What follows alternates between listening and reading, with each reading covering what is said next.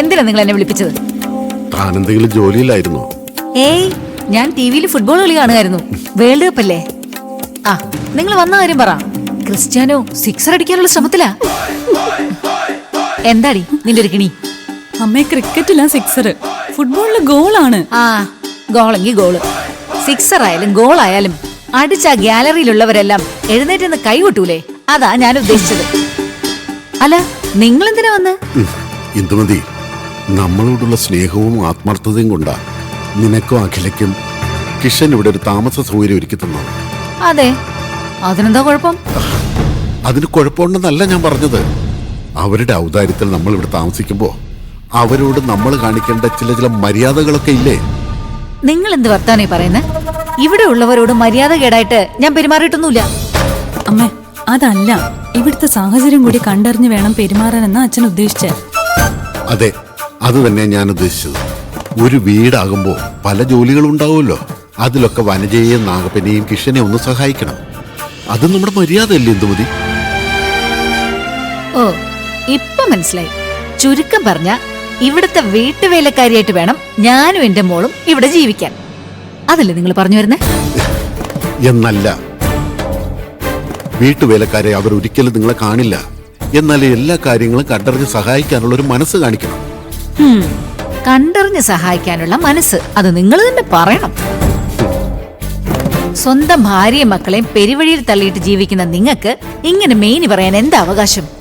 അച്ഛനും മോനും പൂക്കടയില്, അമ്മയും മോളും വല്ലവരുടെ വീടിന്റെ തിണ്ണയില് അഭയാർത്ഥിയായിട്ട്. എന്നിട്ട് പറയുന്നു പരസ്പരം കണ്ടറിഞ്ഞ് സഹായിക്കാനുള്ള മനസ്സ് വേണമെന്ന്. ഭാര്യയും മക്കളെ സംരക്ഷിക്കാൻ കഴിയാത്തവൻ മീശയും വെച്ചിട്ട് ആണെന്ന് പറഞ്ഞു നടന്നിട്ട് എന്താ കാര്യം? എന്നിട്ട് കുറ്റം മുഴുവൻ എനിക്കാ. അതെ, ഇവിടത്തെ ഒരു ജോലിയും ഞാൻ ചെയ്യൂല. അത് മനഃപൂർവ്വം. അമ്മ ഒന്ന് അടങ്ങുന്നുണ്ടോ? ജീവിതത്തിൽ ഇത്രയധികം തിരിച്ചടികൾ കിട്ടിയിട്ടും അമ്മയുടെ അഹങ്കാരത്തിന് ഒരു കുറവുമില്ലല്ലോ. ഇങ്ങനെയൊക്കെ സംസാരിക്കാൻ അമ്മയ്ക്ക് യാതൊരു മനസാക്ഷിക്കുത്തം തോന്നുന്നില്ലേ? എന്റെ മനസ്സിലിട്ട് ഞാൻ കുത്തുന്ന എന്തിനാ? ഞാൻ പറഞ്ഞില്ല എന്താ കുഴപ്പം? പറഞ്ഞു വെച്ചിരുന്ന ഒരു വിവാഹം മുടക്കി കണ്ടവന്റെ ഒപ്പം ഒരുത്തി ഇറങ്ങിയും പോയി. അവളവിടെ സുഖിച്ച് ജീവിക്കുക. അതിന്റെ പേരിൽ നമ്മൾ ഇവിടെ അനുഭവിക്കുന്ന കഷ്ടപ്പാട് എന്താണെന്ന് അവക്ക് വല്ല ധാരണയുണ്ടോ? ദേ, ഒരു കാര്യം പറയാം. ഒന്നുകിലും നമുക്ക് ദേവൂട്ടിയോടൊപ്പം തിരുവനന്തപുരത്ത് പോയി താമസിക്കണം, അല്ലെങ്കിൽ അവളോട് കുറച്ച് കാശ് വാങ്ങിച്ചിട്ട് ഇവിടെ എവിടെയെങ്കിലും നല്ലൊരു വീടും വസ്തുവും വാങ്ങാം. ഇങ്ങനെ ജീവിതം ജീവിച്ചു തീർക്കാൻ എന്നെ കൊണ്ട് പറ്റില്ല. നീ ഇതെന്തറിഞ്ഞിട്ടായി പറയുന്നത്? അവൾ അവിടെ ഒരുവിധം ജീവിച്ചു തുടങ്ങിയിട്ടേ ഉള്ളൂ. അതിന്റെ ഇടയ്ക്ക് നമ്മൾ കൂടി ഒരു ബാധ്യതയായിട്ട് അങ്ങോട്ട് ചെല്ലണോ? അതൊന്നും നടപ്പുള്ള കാര്യമല്ല. എങ്കിലേ നിങ്ങൾ ഈ പറഞ്ഞ കാര്യങ്ങളൊന്നും എന്നെ കൊണ്ടും പറ്റില്ല. ഇവിടുത്തെ വീട്ടുവേലക്കാരിയായി കഴിയാൻ തൽക്കാലം ഞാൻ ഉദ്ദേശിച്ചിട്ടില്ല. അതവർക്ക് ഇഷ്ടമല്ലെങ്കിൽ അവര് ഞങ്ങളെ ഇവിടുന്ന് പറഞ്ഞു വിടട്ടെ. അല്ല പിന്നെ